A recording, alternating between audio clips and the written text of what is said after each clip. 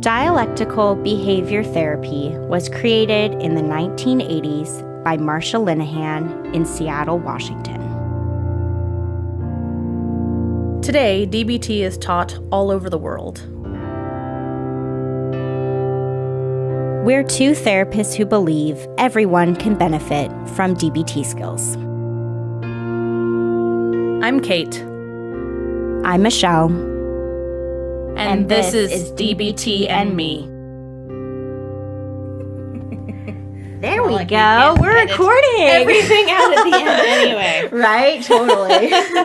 All right. So this is Kate, and I just want to welcome you guys to our first ever episode. So please pardon our inevitable trip-ups as we work our way through this for the first time. And so, like any good conversation, we're going to start with some introductions and also how we got to where we are today. So, my DBT story. Now I just feel like I'm echoing the name. DBT and Me! My DBT and Me story. Started when I was 19. Well, I guess sort of started before that. I started self-harming when I was about 14 years old. And when I was 19, I was having a particularly intense self-harm episode. And it just occurred to me in one moment, two separate things. One, this is not how healthy people cope. Which may seem a little bit self-explanatory, but was honestly the first time I had had that exact thought.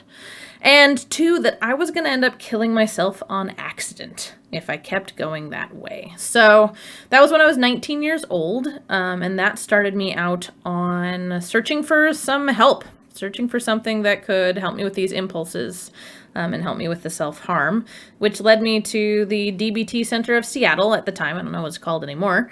And I went through a full DBT program. So 1 hour a week of DBT group and 1 hour a week with an individual DBT therapist. And it may sound dramatic, but I think that DBT saved my life at that time. And that made me pretty passionate about the skills and about, I don't know, passing it on to others, but that's not true. Not then, because that came after I went to school. So, fast forward a while, and I went to grad school, and I became a therapist, and then I wanted to start passing DBT on to more people. And I got that opportunity when I met Michelle over yonder. Ooh, that's me. We were working in community mental health together, and at the time, she ran the DBT group for that community mental health clinic, and she was in need of someone to lead it with her. And I went, hey, here's an opportunity to do that. And so thus a beautiful friendship and working relationship was born. And we've been leading group together now for 5 years? Yeah, something like that. Like that? I don't know. I could look back and find out, but I don't know. It's been a minute. It's been a minute. And so, yeah, I bring a lot of personal history with DBT as being on the receiving end to this, and then also a few years of teaching it to others. And if you can hear my cat in the background, I apologize. That's Jen meowing at our door. If you can hear that at all. So I'm Michelle, and basically the way that I came to learn about DBT was back in like 2011. I had just graduated with my bachelor's degree in psychology, and I was looking for essentially my first grown-up job, I guess you could call it, like my first job in the real world, like not working at a grocery store or things like that. I wanted, Jen's in here with us. Be better. I don't think anyone will mind the podcast being interrupted by a sweet, cute cat meowing. There are worse things that could interrupt it. So basically, I graduated and I started looking for a big girl job, and I found a job working at a group home in Everett, Washington. If any of you locals out there know where that is. For those of you non-locals, probably about 45 minutes or so north of Seattle.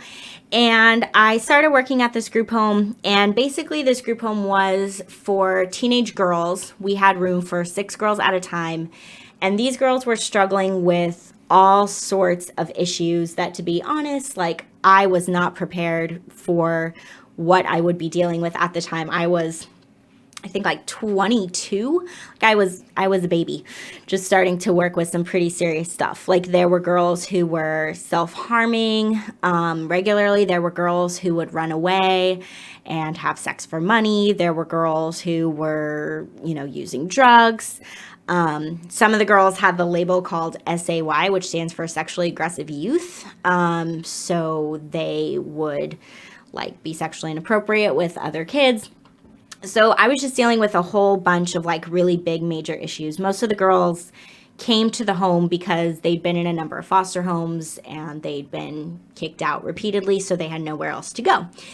And so as I'm working here, one of the things that the girls did every week on Wednesday evenings is that they went to DBT group. So we had, with the company that I worked for, we had some people and their job was to lead the DBT group. They were DBT certified and had gone through a bunch of training to do this. And so every Wednesday night, I took the girls to a 2-hour DBT group, and then we would go get fast food afterwards and go home. So they had to behave in DBT group, or they would be forced to eat peanut butter and jelly sandwiches instead of fast food.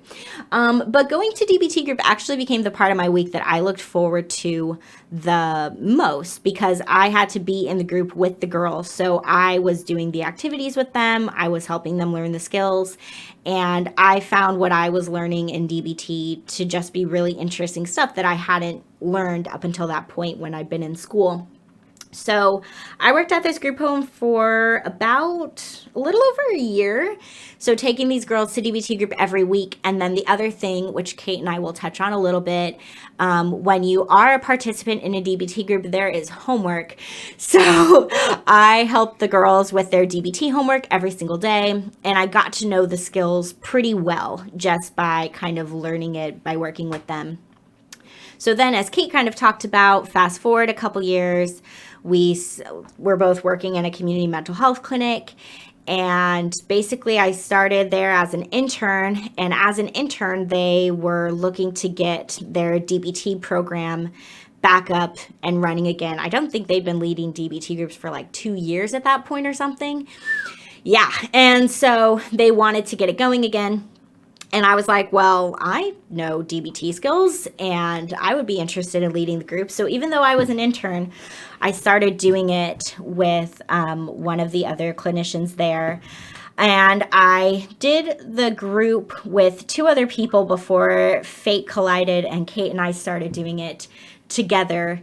And like she said, we've been leading a DBT group together for, something like 4 to 5 years now. And when we both stopped working at the community mental health clinic we were at, then we started doing groups together in Kate's private practice that she has. So, and leading DBT groups is something that I think is fun because it breaks up just sitting in a room every single day. Like, don't get me wrong, doing therapy. Instead, we get to stand in a room. We get to stand in a room and we get to, bounce off each other and have it be that we're not just, again, sitting kind of hearing some heavy stuff that we hear from clients day in, day out. It feels more collaborative. You get to see people learning and making progress with the skills. So that's kind of my story of how I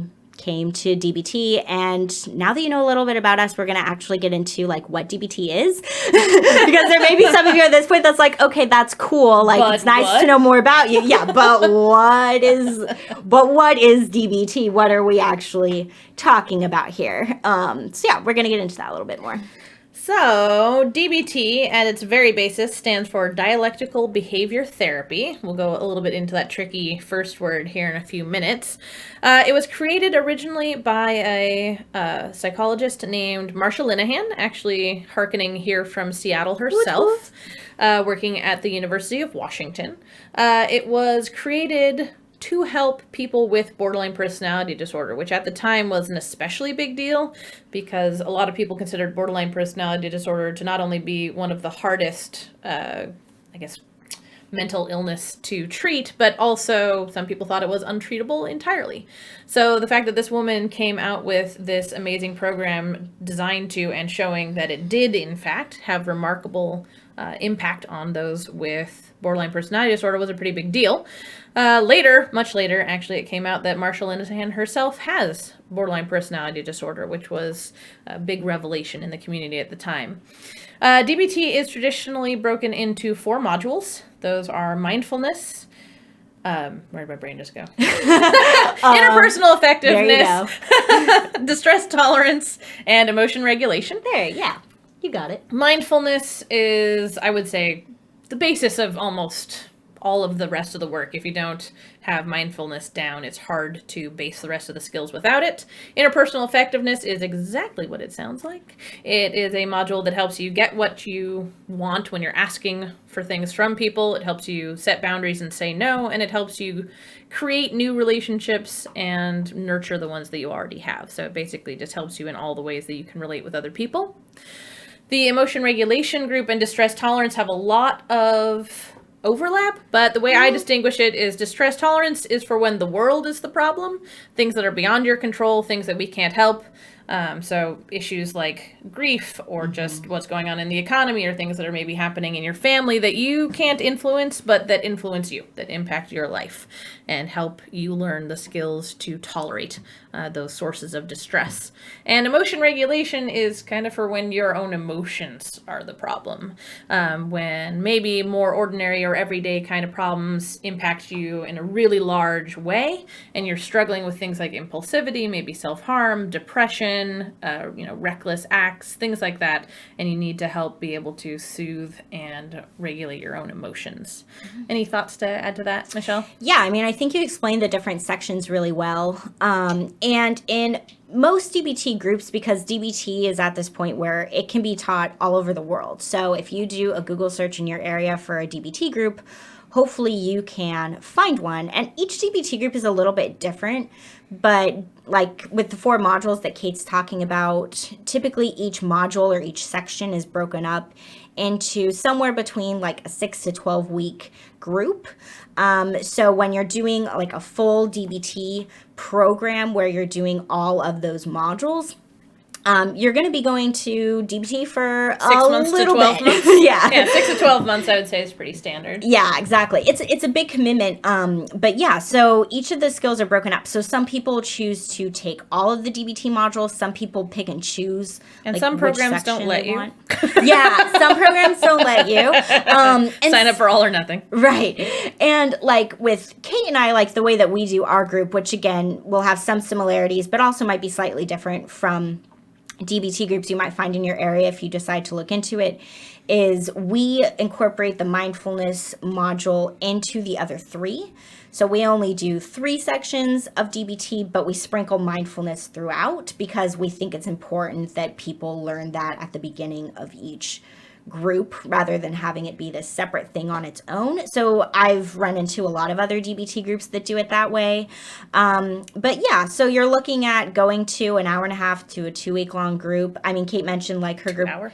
2 hours? Did I say that? You said 2-week long group. Oh, I did? Oh, sorry. No.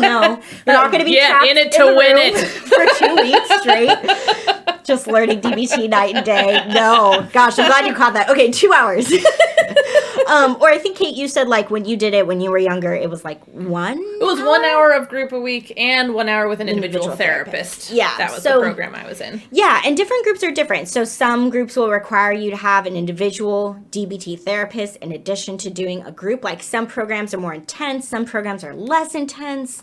There's lots of different formats and ways to do it out there. But like in case you're wondering like what it would look like if you do decide to pursue a DBT group in person, that's kind of what you can expect. And I guess I said mindfulness was important, but I didn't say much of what it was. So it's essential. Stay tuned. No, we'll get there. The mindfulness module is basically teaching you how to focus your thoughts, how to do or participate or think about one thing at a time, and kind of how to make wise decisions, I guess would be a sort of summary of that module. Something Michelle actually talked about when she was talking about her experience with group home with the girls is that DBT groups are very homework intensive. So generally speaking, there's going to be handouts often to read and or to fill out over the course of the week between groups, as well as something called a diary card. Every group will format their diary card differently, so it might be more or less intense, but the idea still is that you would have something that you fill out every day that indicates what, if any, DBT skills you tried that day, how that went, and might record things like what if you had like an intense emotional experience either that day or that week, what skills you applied and how that went as well. Yeah, definitely. And one thing we should maybe add in now is sort of a disclaimer in a way. Like, listening to this podcast is not meant to replace or give like the same experience that you would get out of a DBT group, if that makes sense. Like, listening to this podcast, you know, we'll talk about this in a little bit, but like, we hope that it'll be really helpful and giving you some background into what the skills are. However, like, we still highly recommend like seeking out your own therapist if you don't already have one, or like having that group experience of DBT if you can have it. There's only so much we can do with you hearing us through your speakers, wherever you may be, or through your phone or whatever. And you don't get the back and forth or the different inputs from other class members, which I think is a real boon to the actual groups. Totally. So yeah, like this podcast is meant to be helpful, but having a group experience or working on the DBT skills with a therapist in person one-on-one is going to likely be far more helpful than like just listening to this podcast. So we want it to help. Supplementary if possible, but if you don't have the money or there aren't any DBT groups in your location, hopefully this can still help you attain some amount of familiarity with DBT skills. Give you something to get you going with learning what these skills are and how to apply them in your life. So as Kate mentioned, DBT stands for dialectical behavior therapy, and one of the most common questions that we get when we start leading a group, so we try to address it right away, is what does the word dialectical mean? I had never heard this word before learning DBT. Did you know? Had you heard dialectical before? Like, Kate is such a word nerd. I am a word nerd. And so she knows everything when it comes to words. Not really, but I have a prodigious vocabulary. Yes, you do. So, did you know what dialectical meant before? I did know what dialectical beforehand. But I'm weird, so I'm not the one to base it off of. Yeah. So I'm gonna give my best explanation of what dialectical means, and then Kate will fill in the gaps where I miss things. But basically, dialectical, if we really break down like the structure of the word, it starts with the letters DI. So di meaning two or more than one. And the idea behind this word dialectical, and I think why Marsha Linehan used it when naming the skills that she was creating, is because one of the key ideas behind DBT is being able to look at things in more than one way, from more than one point of view. Yep. Yeah. Thanks, Kate. I realize no one over there can see me nodding vigorously, so. Right? I'm getting it good so far. So basically, like, one of the reasons why a lot of people come to DBT, like why they might be told to do a DBT program or why it might be helpful for them, is because it's really easy to get into black and white, either or thinking. We can feel an emotion really strongly, and we can get kind of stuck in what we're feeling, and we can find it hard to like see the other possibilities before us. We can just get really stuck in this way of like, okay, this is what I'm feeling, so this is how it is, and this is what I've got to do. And DBT is all about pausing and being able to notice other options that are in front of you, and being able to consider and look at multiple choices that you could make. And that's really the idea behind the skills. As we, continue on with this podcast and teach you guys the different skills each week and talk about them, you'll see that with a lot of skills, like one skill will contain like 7 different things to do. And basically that's to give you options so that you can pause and pick which thing would be most helpful for you when you're in a moment where you are feeling really overwhelmed or stressed out. It's all about, like, DBT uses this idea of both and thinking. So the word dialectical really means thinking of both and. So thinking about multiple options and being able to just kind of expand what the options are in front of you. Is that making sense? Yeah, I also think it's, especially people who might struggle with particularly intractable or really strong, intense emotional experiences can get very stuck in their perspective. Mm-hmm. So not only reminding you that there's multiple options for your own thoughts and for your own behaviors, but also reminding me that no matter how much I might disagree with whatever it is that Michelle's thinking or doing, she has her own perspective, right? There's an amount of truth and amount of rightness in multiple perspectives. So reminding you to get outside of yourself a little bit, and not to be like, I'm right, you're wrong. Mm-hmm.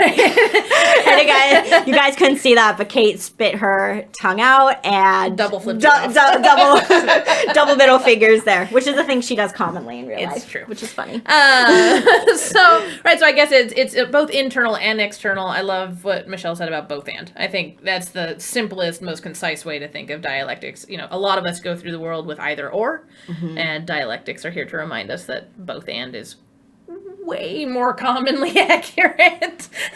Yep.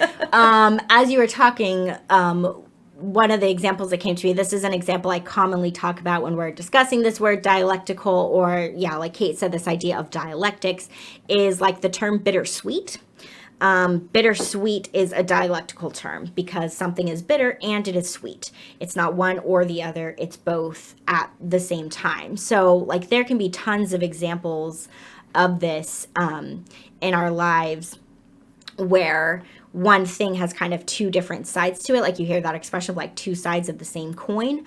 It's kind of the same idea. Like you might be feeling a couple things at the same time, or there's, again, like a way that if you just flip your viewpoint, there's a whole other side that maybe you hadn't seen before.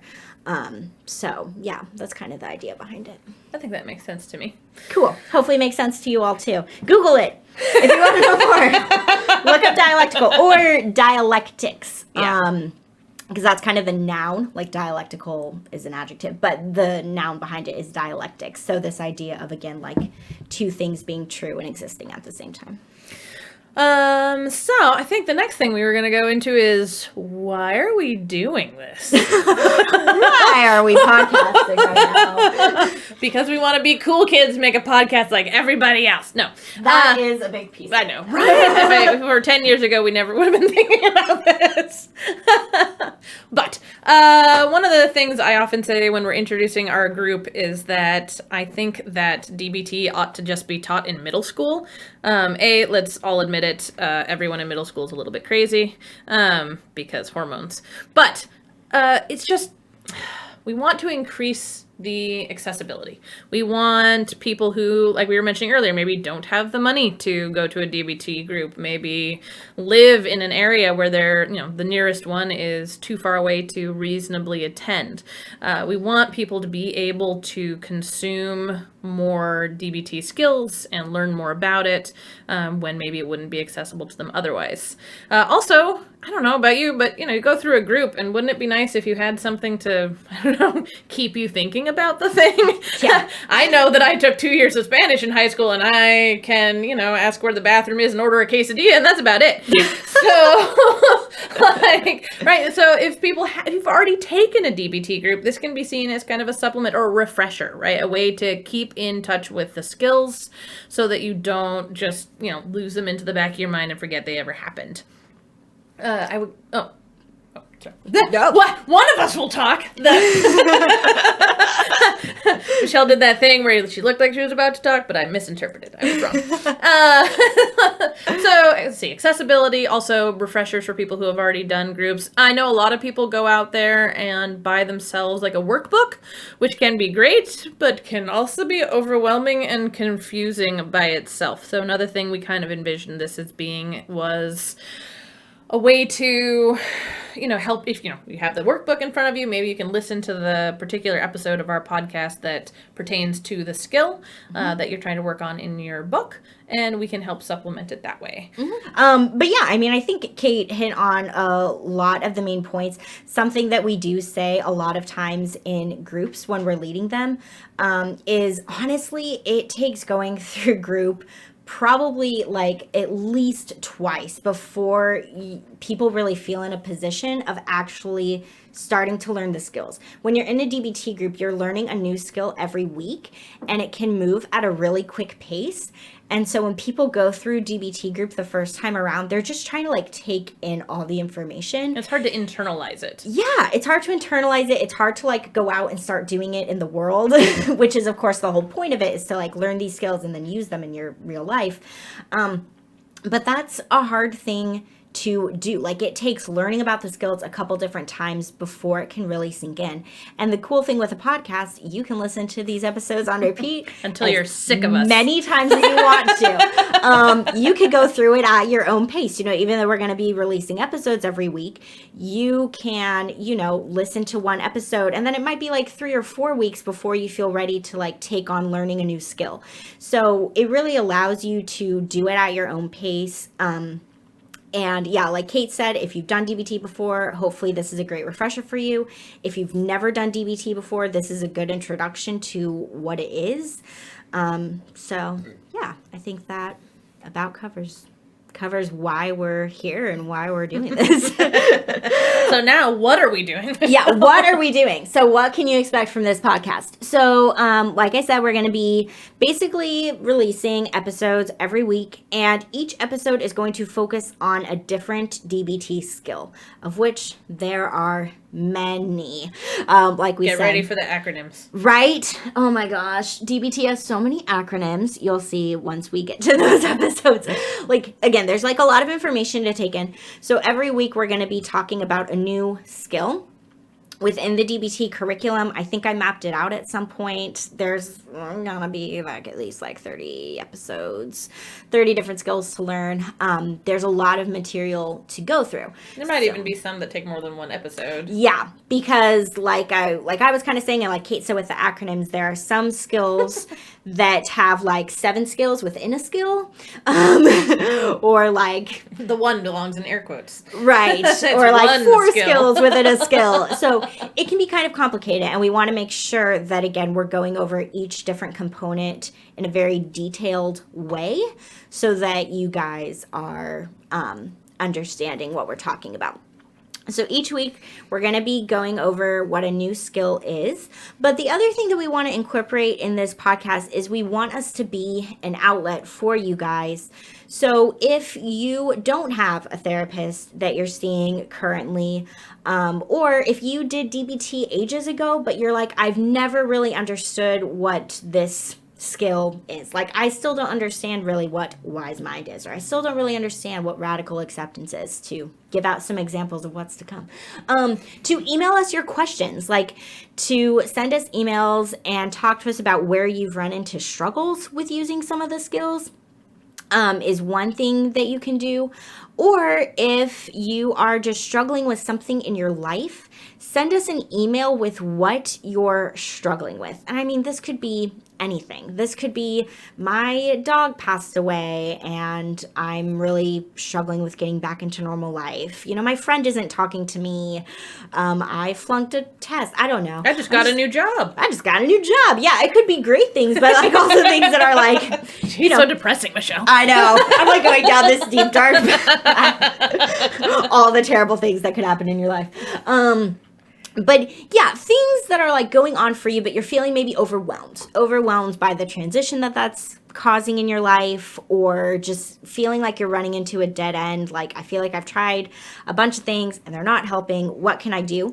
What DBT skill should I use here, Michelle? DBT skill will work. Exactly. So if you send us like more or less your life scenarios, I don't want to say kind of like an advice column, but kind of like an advice column in a way.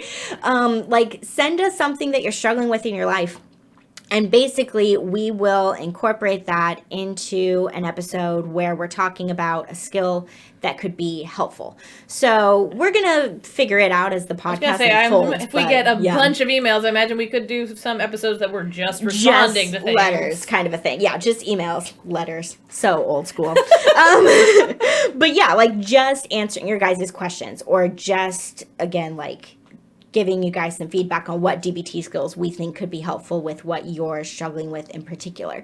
So yeah, we'll either incorporate that into the episodes where we're teaching the skills, or like Kate said, if we get enough emails from you guys, we will talk about it as a whole separate episode and have some episodes where we do that.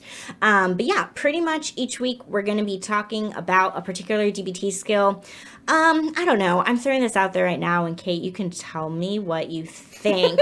Like she said, DBT involves homework, so it might be that at the end of each episode, we give like an optional homework assignment or a way for how you can try to do this in your life. Oh, I think that's a good idea. So that you can apply it. And DBT, like when you're in a group, like Kate said, you get like a bunch of handouts and that kind of a thing. So we can tell you what to Google. We can tell you what to Google, or I don't know, again, throwing out random ideas. We could maybe try to get a Facebook group up and going where we could try to post stuff. Kate looks appalled by this idea. She's not into it.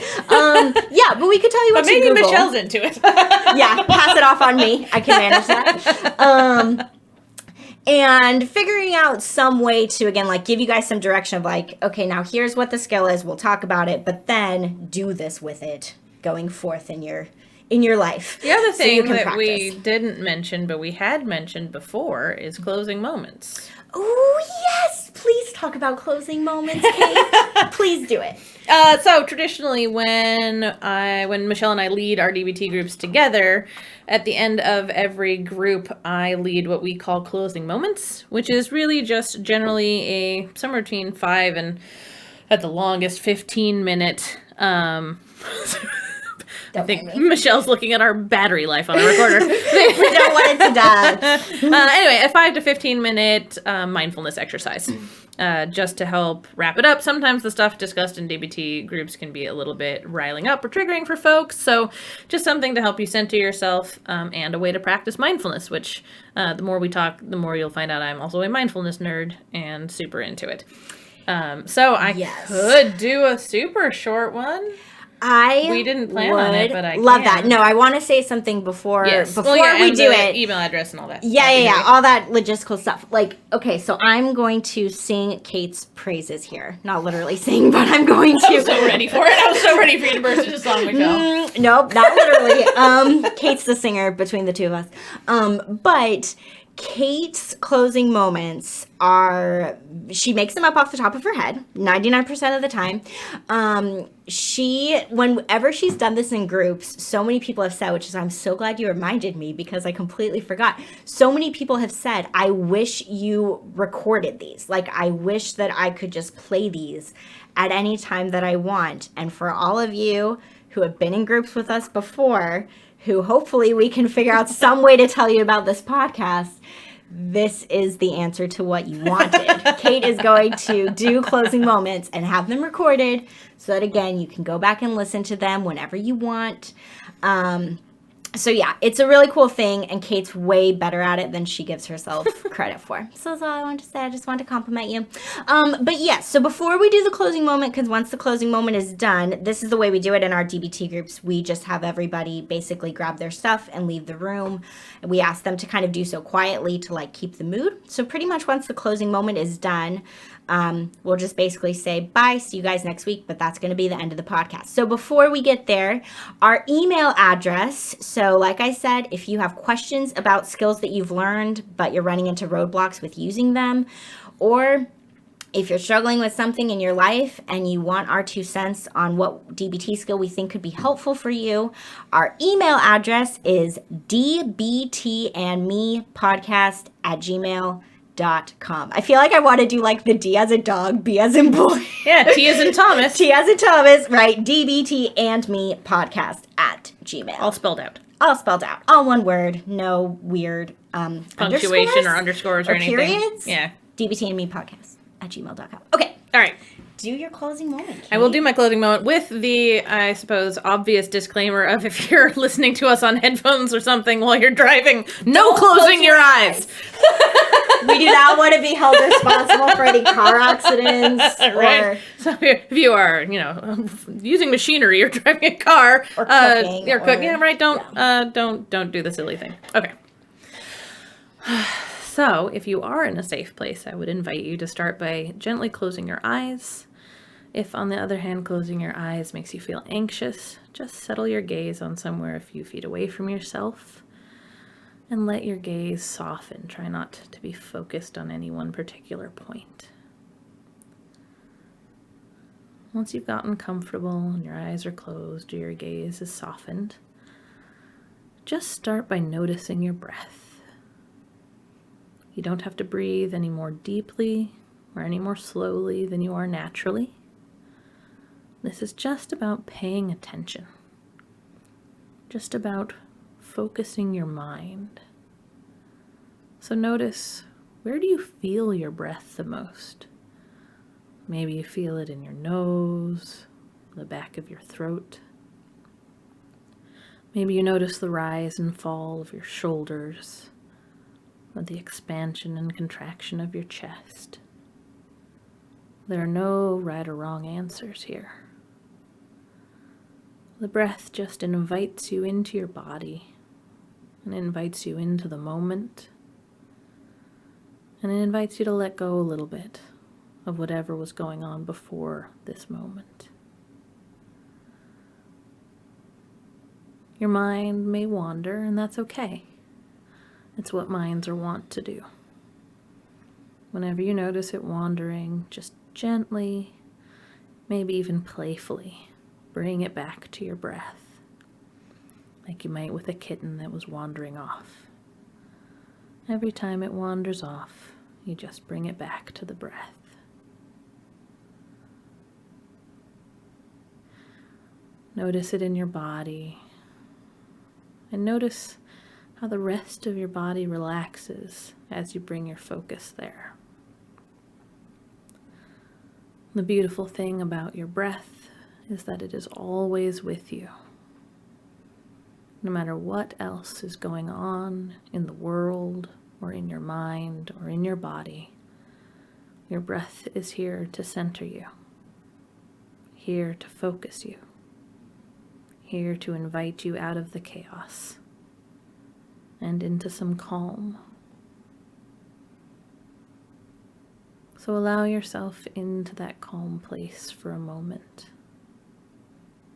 and just breathe.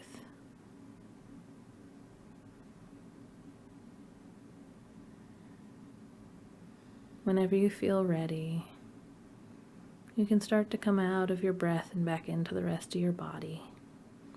You might do this by rolling your neck on your shoulders or rolling your wrists or ankles, just inviting yourself out of the focus on your breath and into the rest of your body. And when you're ready, open your eyes. Thanks, everybody. It's been a great podcast, I hope. We'll see you guys next week. Bye.